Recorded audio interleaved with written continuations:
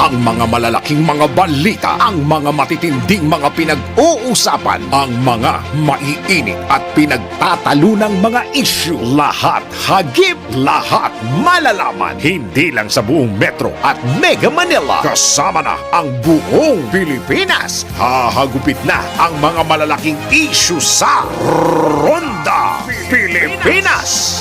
Live na live sa DWIZ AM Metro at Mega Manila. Naka-live din sa DWIZ News FM Regional Stations. Naka-live din sa Radyo Ronda AM Radio sa Pilipinas. Live ding mapapanood sa Aliw 23 Free TV. At naka-live din sa lahat ng DWIZ Digital News accounts, Facebook, YouTube at DWIZ News website. Ronda Pilipinas. Wala nang mahuhuli sa balita. Wala nang maiiwanang issue na hindi mo alam. Ngayon, updated ka na sa Ronda Pilipinas. Kasama si Dennis Antenor Jr. Ronda Pilipinas. Magandang umaga, Pilipinas! Magandang umaga po sa buong mundo. Samahan niyo po ang inyong lingkod, Judith Estrada Larino, sa isang oras sa balitaan sa pangalan ni Dennis Antenor Jr. dito po sa Ronda Pilipinas. Ronda Pilipinas. Ngayon po ay araw ng Biyernes. Siyempre, TGIF, thank God it's Friday at narito na ang ulo ng ating mga balita. Ronda Pilipinas. Banta sa buhay ni Pastor Apollo Kibuloy, itinanggi ng PNP, pakikipag-ugnay nito sa mga otoridad ipinanawagan. Ronda Pilipinas. DOH, pinawi ang pangamba ng publiko hinggil sa Disease X. Ronda Pilipinas. Retrieval operations sa Davao de Oro posibleng itigil na bukas. Ronda Pilipinas. Balita sa ibayong dagat, ilang ospital sa South Korea, naka-red alert dahil sa protesta ng mga doktor. Ronda Pilipinas. Sa balitang pambalakasan, Verman magpantay unstoppable sa Game 1 ng semifinals ng NBL Chairman's Cup. Ronda Pilipinas. Ang latest sa mundo ng showbiz, Dubai-based Pinoy designer Michael Cinco, kinundi na ang mga celebrity at influencers na nagpapalibre lagi ng gown. Ronda Pilipinas. Sa atin namang segment na NBI, naku, bawal ito. Pagbebenta ng sigarilyo sa mga menor de edad, naku, bawal ito. Ronda Pilipinas. Epektibo nga ba ang pag-inom ng antibiotics para gumaling ang sipon at ubo? Tara, let's prove it! Ronda Pilipinas. Ang mga malalaking mga balita, ang mga matitinding mga pinag-uusapan, ang mga maiinit at pinagtatalunang mga issue. Lahat hagip, lahat malalaman. Hindi lang sa buong Metro at Mega Manila. Kasama na ang buong Pilipinas. Hahagupit na ang mga malalaking issue sa Ronda Pilipinas. Live na live sa DWIZ AM Metro at Mega Manila. Naka-live din sa DWIZ News FM Regional Stations. Naka-live din sa Radyo Ronda AM Radio sa Pilipinas. Live ding mapapanood sa Aliw 23 Free TV. At naka-live din sa lahat ng DWIZ Digital News accounts, Facebook, YouTube at DWIZ News website. Ronda Pilipinas. Wala nang mahuhuli sa balita. Wala nang maiiwanang issue na hindi mo alam. Ngayon, updated ka na sa Ronda Pilipinas. Kasama si Dennis Antenor Jr. Ronda Pilipinas. Muli magandang umaga po ng Biyernes sa inyo lahat mga kaibigan. Narito na ang detalye ng ating mga balita. Ronda Pilipinas. Una-una sa ating ulat panahon, magdadala ng maulap na kalangitan at pag-ulan ang easterlies sa bansa. Magkakaroon ng maulap na papawiri na may kalat-kalat na pag-ulan at thunderstorm ang Northern Mindanao, Caraga at Davao Region dahil sa easterlies. Habang ang Metro Manila at ang nalalabing bahagi ng bansa ay magkakaroon naman ng bagyang maulap hanggang sa maulap na papawiri na may pulupulong pag-ulan o pagkidlat at pagkulog dahil sa easterlies at localized thunderstorms. Ronda Pilipinas. Sa detalye ng ating mga balita, hinimok ng Philippine National Police si Kingdom of Jesus Christ founder Pastor Apollo Kibuloy na makapag-ugnayan sa ahensya kaugnay ng sinasabi nitong banta sa kanyang buhay.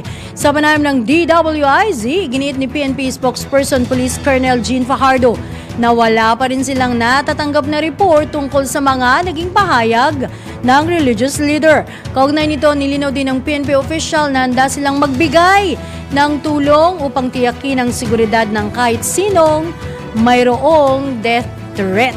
Wala pong natatanggap na anumang impormasyon po ang PNP na related po sa sinasabing banta nga po sa buhay at seguridad nga po ni Pastor Kibuloy. Subalit, kung meron man po, ay sana po ay makipag-ugnayan po siya sa ating tanggapan dahil kagaya po ng mga kung sino man na ordinaryong mamamayan o mga may poder po sa gobyerno na nakakatanggap po ng mga banta sa kanilang buhay ay willing naman po ang Philippine National Police na mag-provide po ng security kung i-request po ito.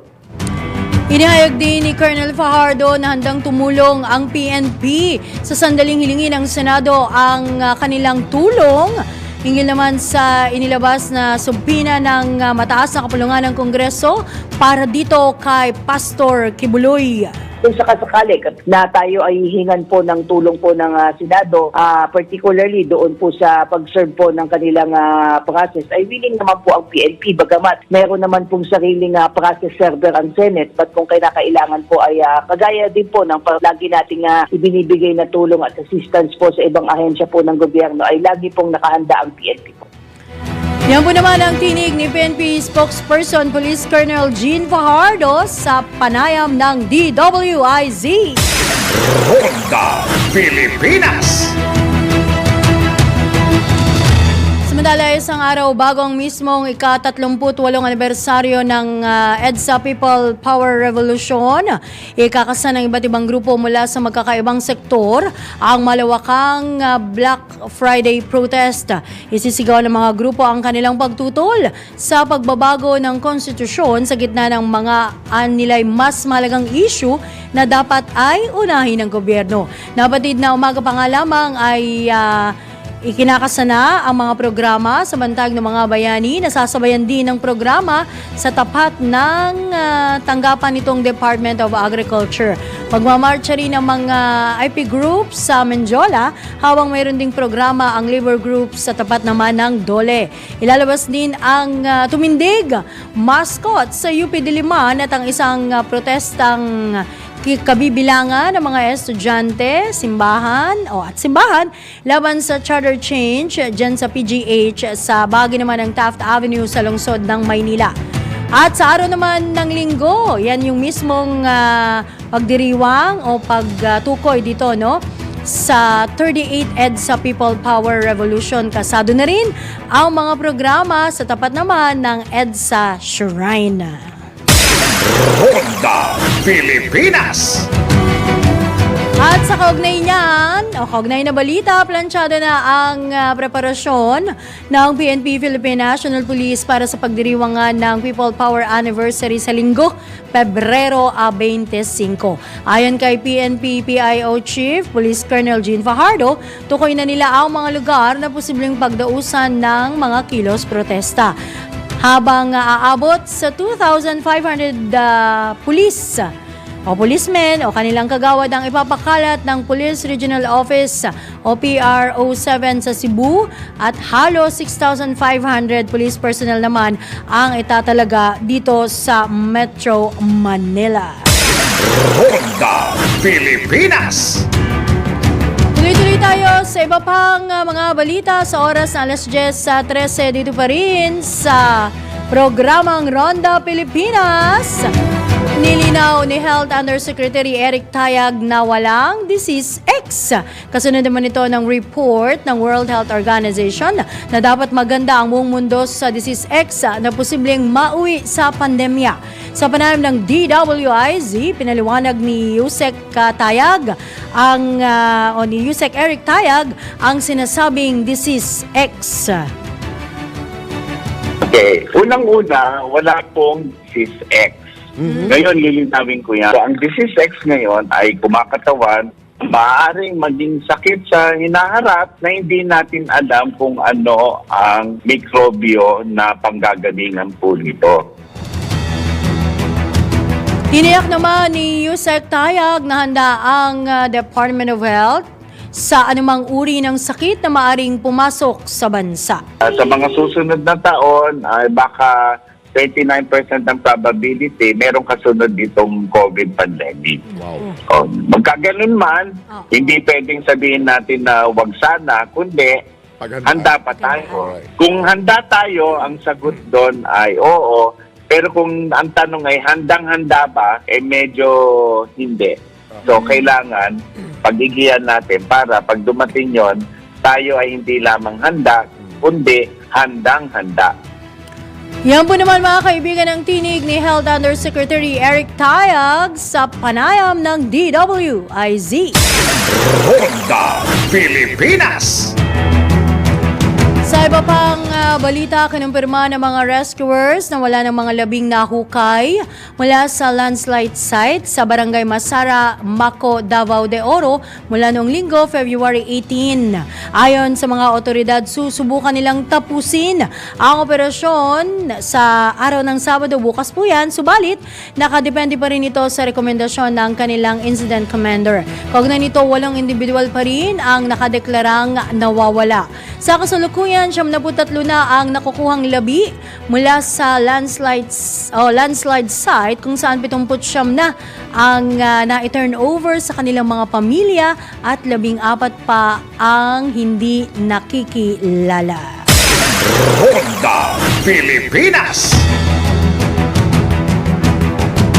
Sa patuloy ng ating balitaan sa oras alas 10:15 ng umaga, nakalabas na ang mahigit 200 biktima ng food poisoning mula sa Esperanza, Agusan del Sur. Ito'y matapos na isugod sila sa mga ospital ng makaramdam ng sakit ng ubusin ang mga food packs na ipinamahagi nga ng staff ng Philippine Red Cross. Binigyan din ni Mayor Deo Manpatilan Jr. na dapat na iwasang magsisihan o isisi sa PRC o sa sino man ang nangyari sa gitna ng patuloy na investigasyon pa rin sa naturang insidente. Hinihintay pa rin ng mga otoridad ang resulta ng laboratory testing sa pagkain at inuming tubig ng Research Institute for Tropical Medicine sa Muntinlupa City. Samantala, sinuspende na ng PRC ang programa nitong Hot Meals on Wheels sa Agusan del Sur habang hinihintay ang pagkumpleto ng investigasyon. Tiniyak naman ng PRC muli ang buong kooperasyon nito sa investigasyon na nagpapahayag ng matinding pagkabahala para sa mga na-ospital na individual at binibigyan diin ang transparency sa pakikipag-ugnayan sa lokal na pamahalaan. Ronda Pilipinas. Nabahagi naman ng malinis na tubig ang MMDA, Metropolitan Manila Development Authority, sa mga residente ng dalawang munisipalidad sa Agusan del Sur. Ito'y matapos maapektuhan ng pagbaha ang mga residente bunsod ng low pressure area. Bukod sa nasabing lalawigan, nabigyan rin ng malinis na tubig ng MMDA ang 7 barangay sa lalawigan ng Talacogon at Bunawan. Ronda Pilipinas.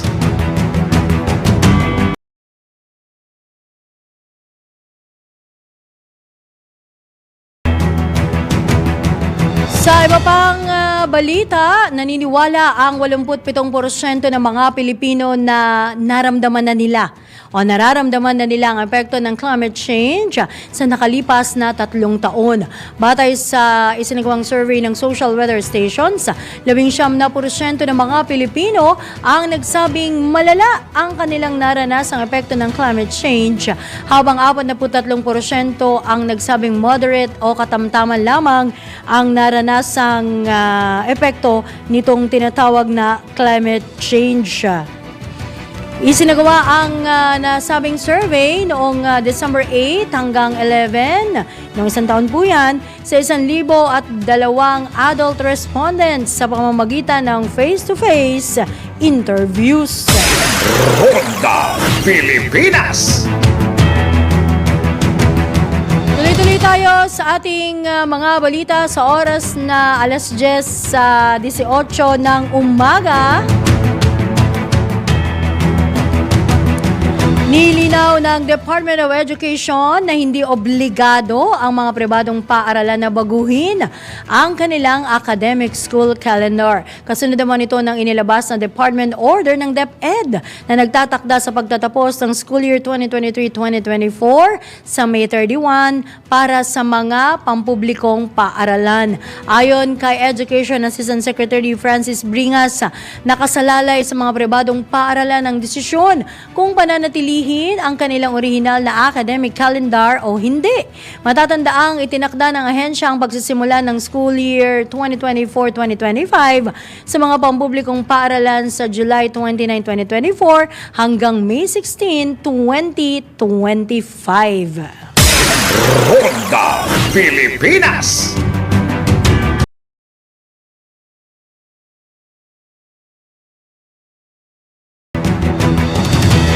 Samantala, pagbibenta ng sigarilyo, sa mga menor de edad, naku, bawal ito. Alamin po natin ang NBI report mula kay Angelo Baino. Pagbibenta ng sigarilyo sa mga menor de edad, nako, bawal ito. Talaga namang pabata na ng pabata ang mga kabataang mayroong bisyo gaya ng paninigarilyo. Kaya naman mahigpit na ipinagbabawal ang pagbebenta ng sigarilyo sa mga menor de edad. Ano naman ang pananagutan ng tendero o tindahan ng sigarilyo? Ayon sa Republic Act No. 9211 o ang Tobacco Regulation Act, mahigpit na ipinagbabawal ng batas sa mga retailer o sa mga tindahan ang pagbebenta ng sigarilyo sa mga menor de edad. Hindi rin sapat na depensa at hindi tatanggapin ng batas ang dahilan o kamangmangan ng isang tindero na hindi alam ang edad ng bumibiling kabataan. Dapat munang alamin ito kung nasa tamang edad na ba ang kanyang pinagbebentahan. Nakasaad din sa batas na dapat nasa tamang edad ang bumibili at kailangan itong makonfirm sa pamamagitan ng pagkakakilanlan o identification card. Ang sino mang mapatunayan lumabag sa batas o nagbenta ng sigarilyo sa mga minor de edad ay pagmumultahin ng 5,000 piso. Maaari ring makulong ng hanggang 30 araw at pwedeng ma-revoke ang business permit at business license. Tandaan, maging responsableng tindero ng sigarilyo. Alamin muna ang edad bago pagbentahan ang mga ito. Huwag puro kita lang ang nasa isip nyo. Kung ayaw nyong masabihan ng, nako, bawal ito.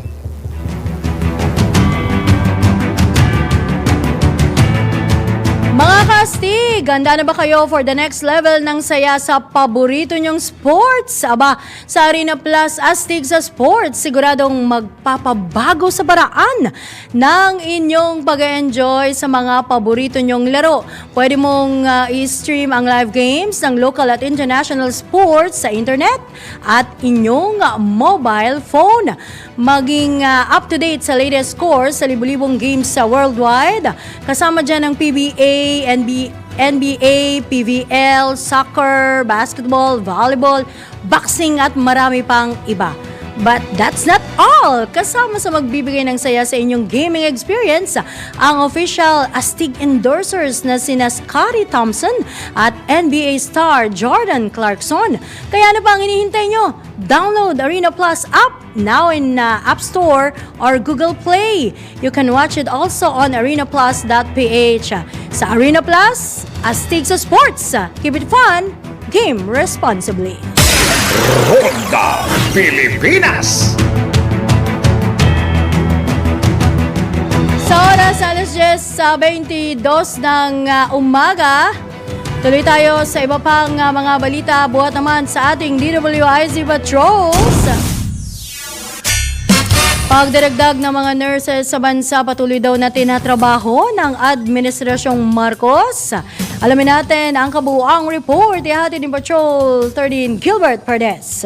Gumugulong na ang mga programa ng pamahalaan katuwang ang pribadong sektor para matugunan ang kakapusan sa mga nurse sa bansa. Itong naging ulat ng Private Sector Advisory Council o PISAC Healthcare Sector Group sa pagpulong kay Pangulong Ferdinand Marcos Jr. sa Malacanang. Binanggit ng PISAC sa ilalim ng Clinical Care Associates o CCA program para sa underboard nursing graduates ay nasa higit 300 na mga na-hire sa iba't ibang ospital sa bansa. Nabatid na magpapatuloy ang CCA recruitment para sa November 2024 Nursing Board Examination at gagawin rin ito para sa 2025 board exams. Ang Enhanced Mastering o Masters Nursing Program, imbes na 3 taon ay pinaiksi ng CHED o Commission on Higher Education sa 1 taon na lang para makapagturo agad ang mga graduate dito. Sa bilateral labor agreements naman sa ibang bansa, mayroon na raw mga nasiliwang kasunduan sa Austrian government para naman sa scholarship, faculty support at iba pang programa. Patrol 13, Gilbert Perdes para sa Himpilang Metodong Lakas, DWIZ, nagbabalita ng tama, naglilingkod ng tama. Ronda Pilipinas. Samantala, kabutihang may dudulot ng dayuhang pagmamayari o foreign ownership sa media at edukasyon sa bansa ay giniit. Ang kabuang report ihatid ni Patrol 11 Tina Nolasco. Naniniwala sina Congressional Policy and Budget Research Department Deputy Secretary General Dr. Romulo Emanuel Miral Jr. at House Deputy Majority Leader at Tingog Party List Representative Judah Sidre na malaki ang maitutulong sa bansa ng liberalisasyon sa edukasyon at media na isinusulong ng Kamara at Senado sa pamamagitan ng pag-amyenda sa saligang batas. Ayon kay Dr. Miral, nabura na ng digitalization ang territorial boundaries. Kaya't wala na talagang boundaries, kaya't nakapanghihinayang anya kung sa halip na nasa Pilipinas, ang headquarters nandoon sa ibang bansa. Tiwala rin ng kongresista na ang foreign media sa bansa ay magbibigay ng trabaho sa maraming Pilipino. Sa panig naman ng edukasyon, kung papayagan ani Miral ang foreign ownership ng mga educational institutions, ay sasakupin lamang anya nito ang tertiary o higher education. Kumpiyansa rin anya siyang hindi makakasama sa kaugaliang Pilipino at mayroon na rin anyang maliwanag na pag-iisip ang mga Pilipino at alam na ang tama at mali. Ito si Patrol 11, Tina Nolasco para sa Himpilang Metodong Lakas, DWIZ, nagbabalita ng tama, naglilingkod ng tama.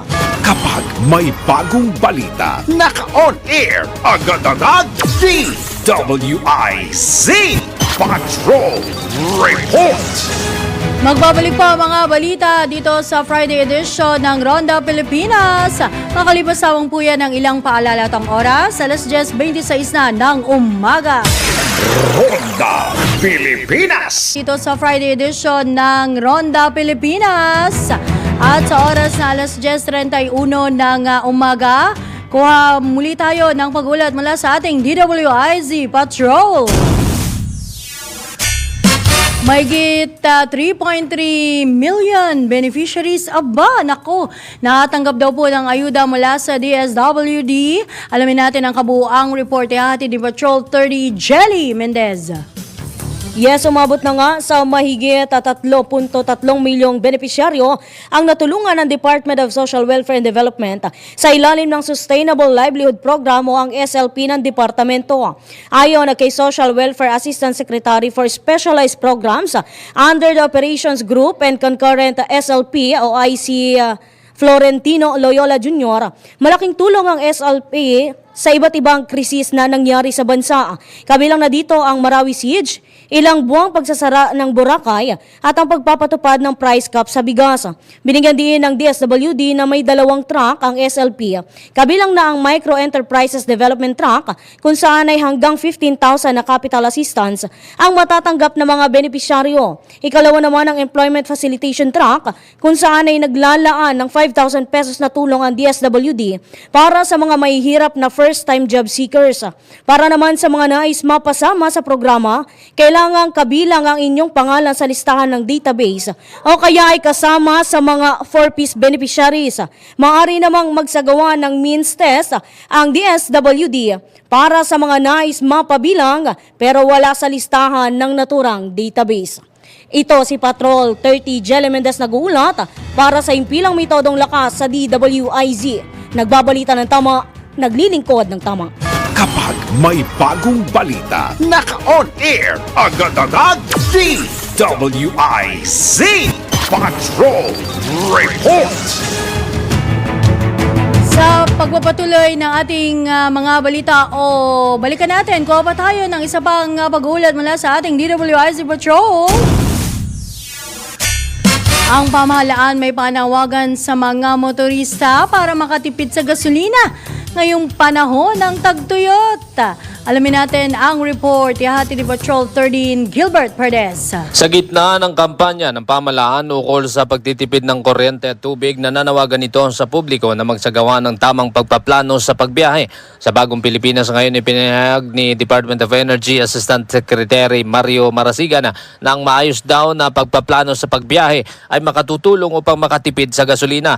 Anya kung maaari daw ay subukan na mapanatili sa pinakamahusay na kondisyon ang sakyan. Binigyan din ni Marasigan na sa panahon ngayon na kailangan gamitin ng maingat ang kuryente at siguruhin ito ay nagagamit ng wasto. Tama, nararamdaman na raw ang epekto ng El Nino sa mga Region 6 at 9 na lubhang apektado nga ng kasalukuyang krisis sa klima. Inaasahan daw na magtatagal ang epekto ng El Nino hanggang sa buwan ng Mayo kahit mahalaga raw ang agarang pagkilos at paghahanda ng lahat sa epekto nito. Patrol 13, Gilbert Perdes para sa Himpilang May Todong Lakas. DWIZ nagbabalita ng tama, naglilingkod ng tama. Kapag may bagong balita, naka-on air, agad-agad, DWIZ Patrol Report! Tuloy pa tayo sa iba pang mga balita dito sa Ronda Pilipinas. At patuloy niyo pong nakakasama ang inyong lingkod, Judith Estrada Lerino, sa pangalan ni Dennis Antenor Jr. Ronda Pilipinas! Sinimulan ng talakayin sa plenaryo ng Senado ang panukalang Anti-Financial Accounts Coming Act o Senate Bill 2560. Layunin ng naturang panukala na protektahan ang publiko laban sa mga online scams at iba pang uri ng panluloko.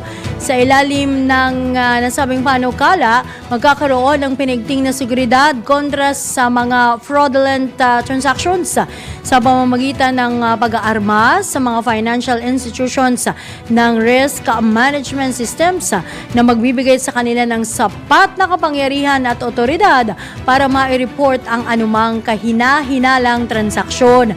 Sa oras na may sa batas ang naturang panukala, ang sinumang mapapatunayang scammer ay mahaharap sa habang buhay na pagkakakulong. Ronda Pilipinas!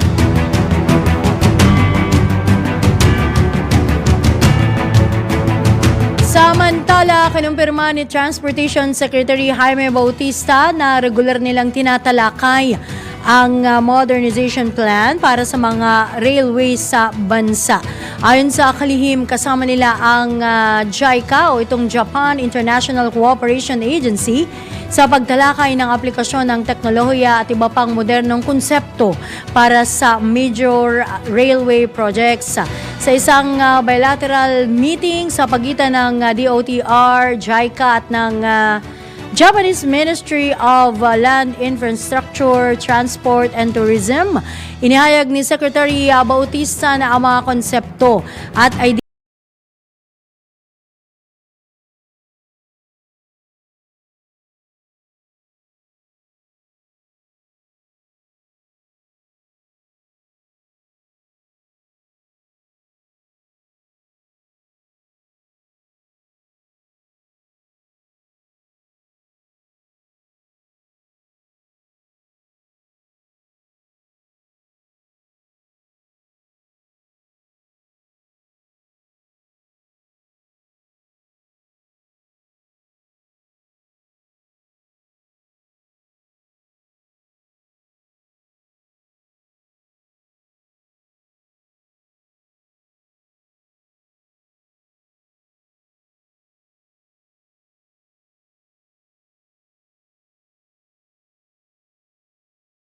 vehicles tulad ng e-bikes at e-trikes.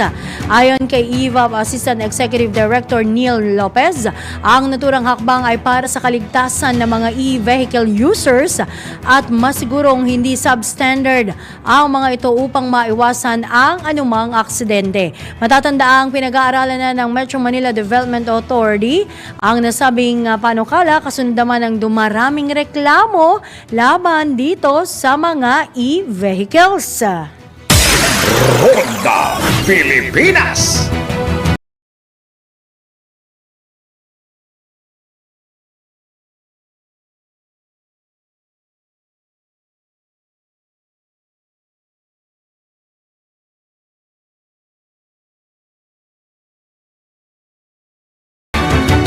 Kayo sa mga balita dito sa Ronda Pilipinas sa oras na 10:38 ng umaga.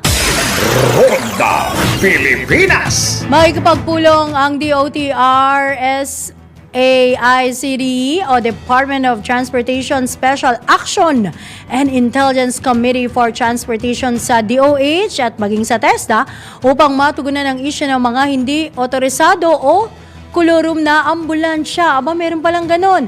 Ayon sa SAICD, bukod sa pinsala at panganib na dulot ng mga kolorum na ambulansya sa publiko, nababaliwala rin ito ang tunay na gamit ng mga ambulansya.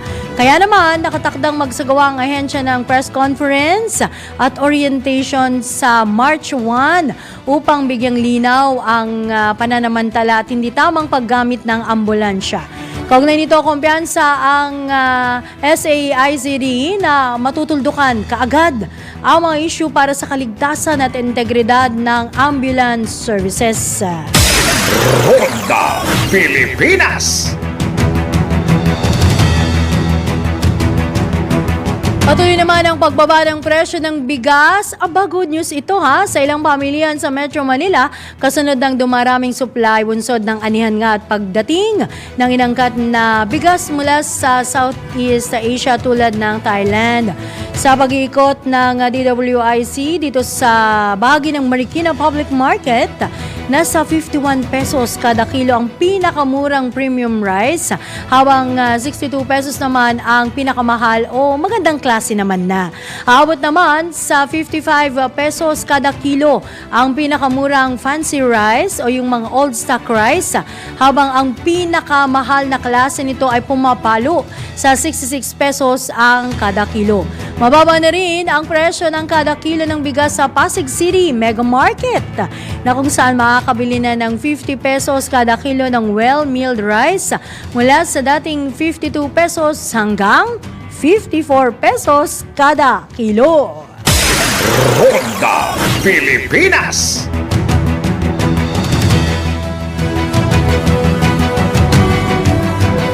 Sa iba pang balita, ikinagalak ng DSWD, Department of Social Welfare and Development, ang nakuhang mataas na public satisfaction rating. Batay nga sa resulta ng survey na isinagawa ng Octa Research Group, aabot sa 86% ang nasungkit na public satisfaction rating ng ahensya o nitong DSWD, at siyang ikatlo. Ayan, itinuturing na ikatlo sa public trust o may mataas na public trust rating na nasa 82%. Ayon kay Social Welfare Assistant Secretary for Strategic Communications Romel Lopez, malaking bagay ang nakuhang mataas na rating ng DSWD o ng kanilang ahensya, kabilang ang mga bagong programa tulad ng Food Stamp Program, Oplan Pag-abot at ang Basa Tutoring Program. Binigyan din ni Asek Lopez na patunay lamang na epektibo ang liderato ni Social Welfare Secretary Rex Gatchalian sa pagbibigay ng social protection programs sa mga Pilipinong nangangailangan ng tulong. Ronda Pilipinas.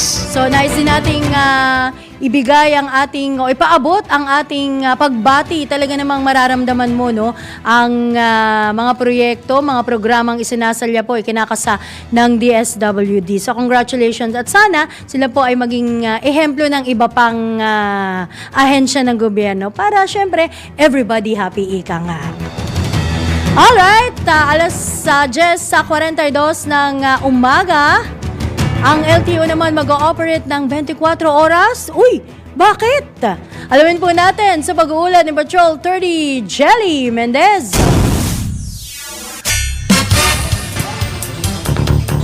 Yes, ND mag-ooperate na nga ng 24 oras ang Land Transportation Office vehicle para sa vehicle plate making plant upang mapunan ang kailangang car plates ng ahensya at tuloy na mapunan ang malaking vehicle plate backlog nationwide. Sinabi ni LTO Property Section Head Clarissa Oximer na sa ngayon ang plate making plant ng LTO ay lumilika lamang ng 28,000 plates kada araw pero planong gawin itong 38,000 kada araw upang mapunan ang 12.50 million na backlog sa vehicle plates hanggang sa ikatlong quarter ng taong 2025.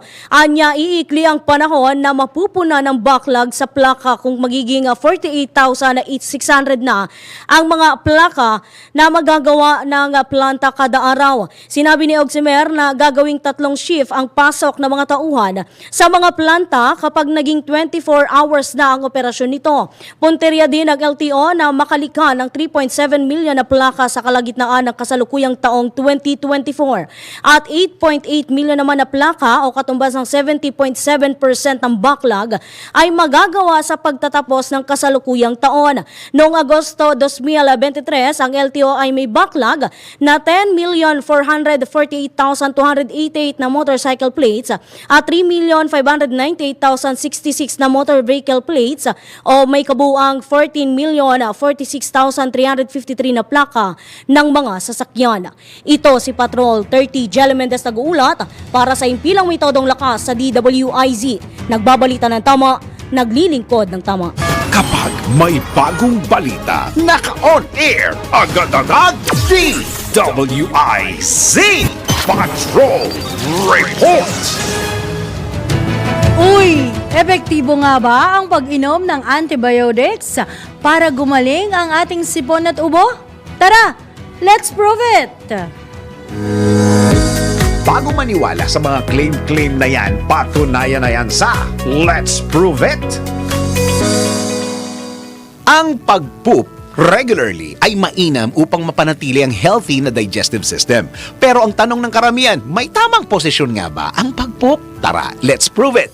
Ayon sa Medical News Today na karamihan sa mga eksperto ay sumasang-ayon na ang squatting ay ang best position para sa mga tao na mag-poop dahil ang puborectalis muscle na nakarap around lower rectum ay mas relax kaysa sa pag-upo ng diretso sa bowl. Gayon din, nagbigay naman ng mga payo ang National Institute of Diabetes and Digestive and Kidney Diseases upang maiwasan ang constipation gaya ng kinakailangan maging well-hydrated, kumain ng maraming fiber mula sa gulay at prutas, whole grains, nuts at beans. Iwasan ang pagkain ng mga fast food at processed foods. Magkaroon ng regular exercise. Subukan mag-poop sa parehong oras kada araw. Iwasan ang pag-iri ng sobra para hindi magkaalmoranas. Iwasan magtagal ng 10 minutes sa toilet. At kung hindi bumuti ang mga sintomas ng constipation pagkatapos gawin ang mga pagbabagong ito, maaaring makipag-usap na sa healthcare professionals upang masuri at maresetahan ng tamang gamot.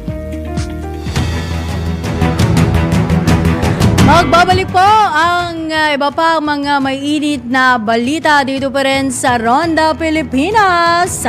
Makalipas lamang po yan ang ilang paalala at ang oras. Alas 10:46 na ng umaga.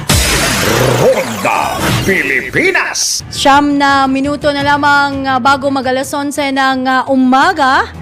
Tapos na ang repatriation ng 136 na mga Pilipino dyan sa Gaza.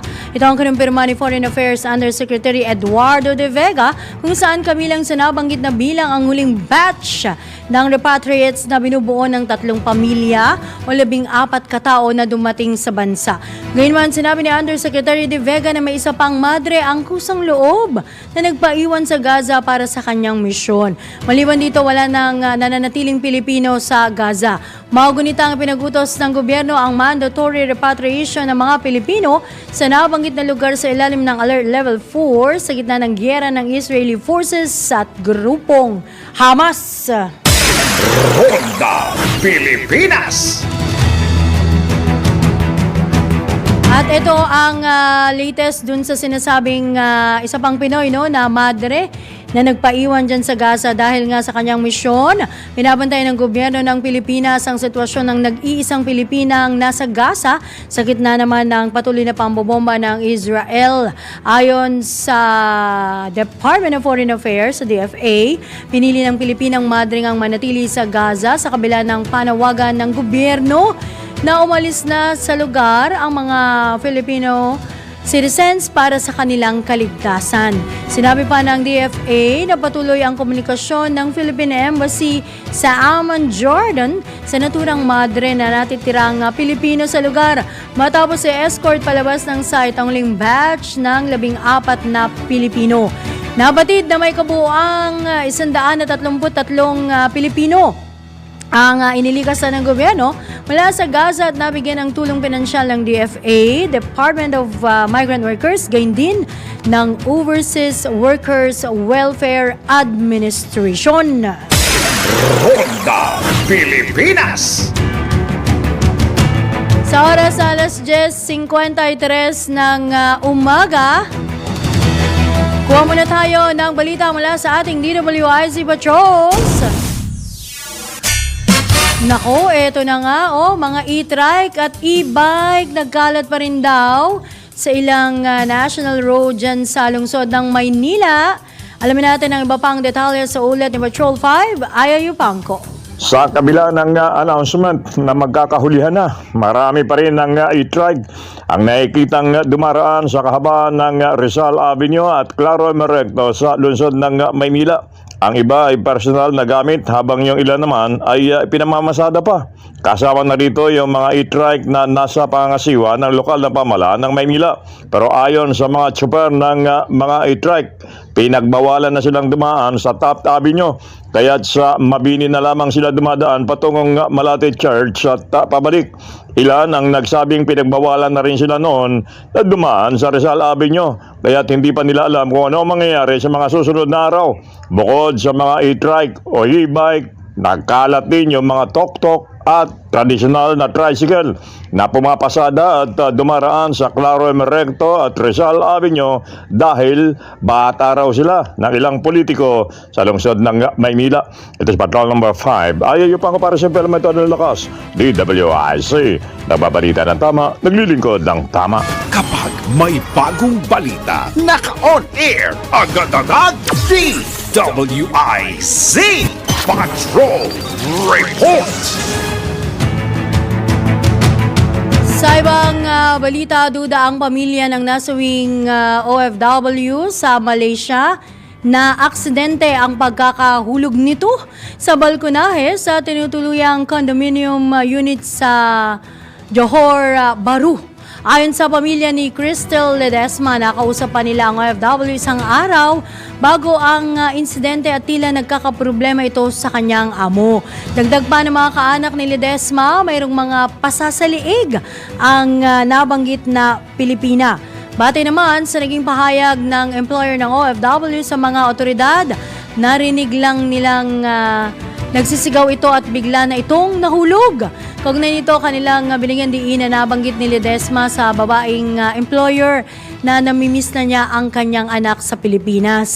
Samantala, nakasaad naman sa autopsy report ng labi ng nabanggit ng OFW na multiple injuries consistent with fall from height o pagkahulog ang kanyang ikinasawi.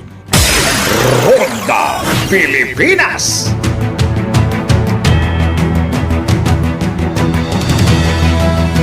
Pahabol na balita bago sa ilan pa sa ating mga segments.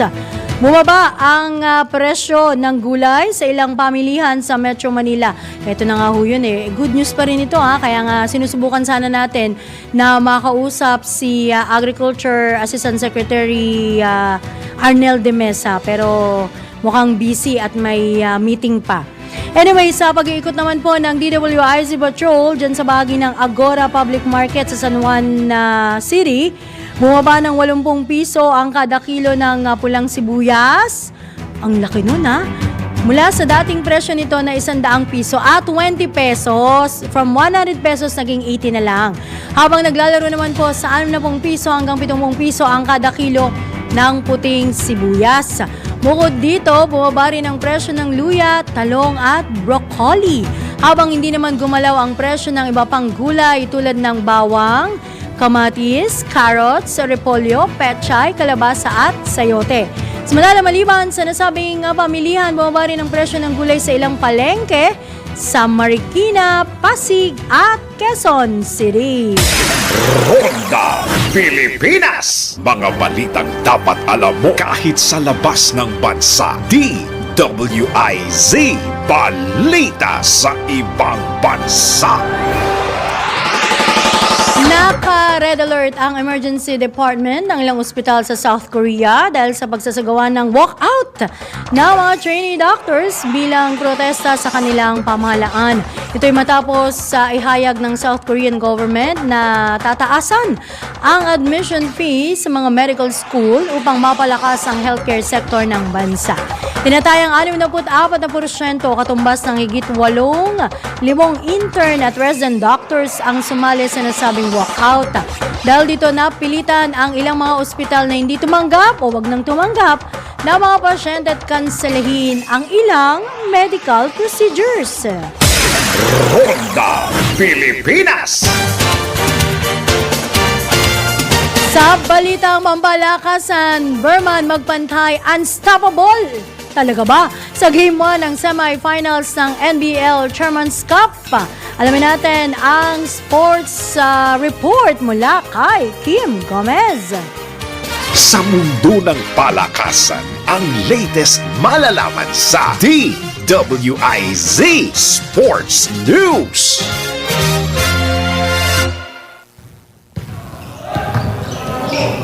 Nagpasiklab ang rising star player ng Camsur Express na si Verman the Equalizer magpantay sa Game 1 ng semifinals ng NBL Chairman's Cup. Sa simula ng semis, unang nagharap ang home team ng Camsur Express at ang mga bisita na Zambales Eruption, kung saan natalo ang Zambales kontra sa Camsur sa score na 84-71. Naging maganda kaagad ang simula ng Camsur pagkatapos ng jump ball, ngunit hindi pa nagpasindak ang Zambales kung saan nalamangan pa nila ang score ng Camsur sa third quarter. Hindi naman binigo ni Verman ang mga expectations sa kanya dahil sa loob ng court, ang kanyang presensya ay kanyang ipinadama. Sa last quarter, ilang important baskets ang kanyang naipasok kung saan sinigurado pa niya ang kanilang panalo sa pamamagitan ng isang 3-point dagger. Nakapagtala si Verman sa semifinals Game 1 ng 22 points, 2 blocks, 4 assists, at 2 steals. Mamayang alas 6:30 ng gabi, mapapanood naman ang Game 2 ng semis dito pa rin sa Aliw Channel 23. That portion was brought to you by Arena Plus. Sa Arena Plus, astig sa sports. Download Arena Plus app now in App Store or Google Play. You can watch it also on arenaplus.ph. Ronda Pilipinas. Ito na ang latest, bagong-bago, fresh na fresh. DWIZ Showbiz News. Uy, Dubai-based Pinoy designer Michael Cinco kinundi na ang mga celebrity at influencers, kayo talaga ha, na nagpapalibre lagi ng gown. O, alamin natin ang special showbiz report mula kay Anton.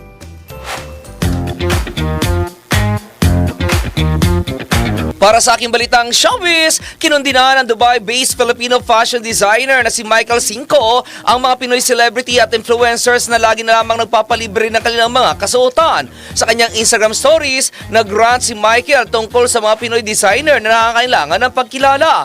Sinimulan ito ng designer sa pagsasabi na maraming mga Pinoy celebrity at influencers ang gumagastos ng napakalaking pera para sa mga mamahaling European designer clothes para makahabol sa uso, pero kabaliktaran ang ginagawa ng mga ito sa mga Pinoy designer. Ayon kay Michael, proud umano ang mga celebrity at influencer na isuot ang mga mamahaling designer clothes, pero pagdating sa mga Pinoy designers, gusto ng mga ito na libre lahat at custom made pa. Ito umano ang sad reality na kailangang harapin ng napakaraming talented at hardworking Filipino designer na ibinubuhos ng mga ito ang kailang buong puso sa kanilang creations, ngunit kadalasan ay undervalued at underpaid. Kasabay dito ang panawagan ni Michael na dapat umanong umpisahan na ang pagkilala sa mga local talents dahil dahil malaki ang potensyal ng mga ito na gumawa ng magaganda at kakaibang creations na maaaring itapat sa mga European brands. At yan aking balitang showbiz para sa impinang metodong lakas DWIZ. Ako si Anton, nagbabalita ng tama, naglilingkod ng tama.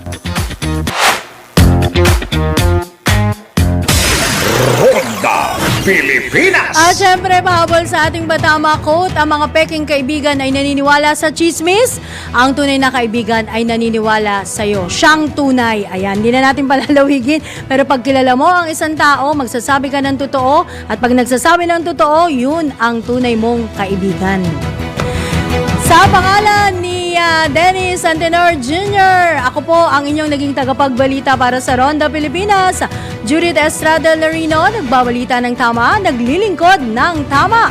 Susunod na ang programang Yes Yes Show Topacio, kasama si nag-iisang Doc Che Lejano. Ang mga malalaking mga balita, ang mga matitinding mga pinag-uusapan, ang mga maiinit at pinagtatalunang mga issue. Lahat hagip, lahat malalaman. Hindi lang sa buong Metro at Mega Manila. Kasama na ang buong Pilipinas. Hahagupit na ang mga malalaking issue sa Ronda Pilipinas.